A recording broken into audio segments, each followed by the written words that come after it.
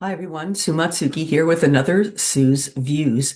So I got very excited because the other day I went to see a friend's show and it was her debut show and she's been singing for a long time, but this is the first formal show she's ever put up. And it was wonderful. Her authentic, excited joy brought me such joy. So, Janice, you know who you are. Congratulations on a great show. But more so than that, I walked out of the room feeling like I got to go home and do a little more homework on the show that I'm putting up because I want to bring that same excitement back into my room for my show coming up a week after I saw hers. And I think I did it. And I think I did it partly because I was inspired by Janice. And the other part of it was my show, a show that was called Crawl Space, a tribute to Irene Crawl, which is an American jazz legend that not many people know about because she passed away very young. But she was huge for a while and did a lot in the time that she was on this earth as a jazz singer. I was introduced to her over 30 years ago through my musical director, Gregory, and he told me to study her phrasing and her connection to her lyric, which sounded like a great cabaret technique to me. But she herself said that while she could improvise and used it as a tool, she didn't on her any of her albums because she felt that jazz was more about phrasing and time versus just being able to improvise. So I studied her. So that show, the show that I did this past Friday, a couple days ago, was a complete and utter labor of love because I knew who the subject matter was like the back of my hand.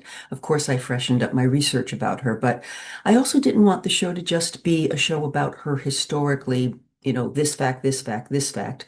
While I did use many facts about her life because people did not know her, I used her music, the songs that she sang, to push forward the show and the stories that I was telling about how she got married, divorced, fell in love again, dealt with dealing with cancer, dealt with the music industry.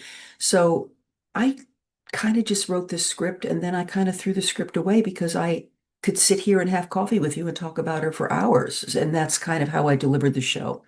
So I just wanted to say that when you're thinking about doing your first show is usually autobiographical, but as a very famous reviewer once said, nobody gives a shit, pardon my mouth, nobody gives a shit about your life. But I don't think that's necessarily true unless you make those stories generic.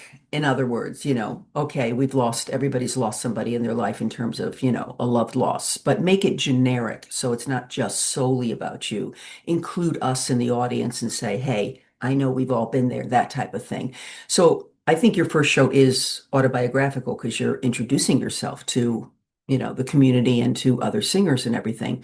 But thereafter, find a composer, it doesn't have to be a theme show, but just find that joy and that passion that my little friend Janice had when she stepped on stage, because every song she sang made me feel like she couldn't wait to sing it.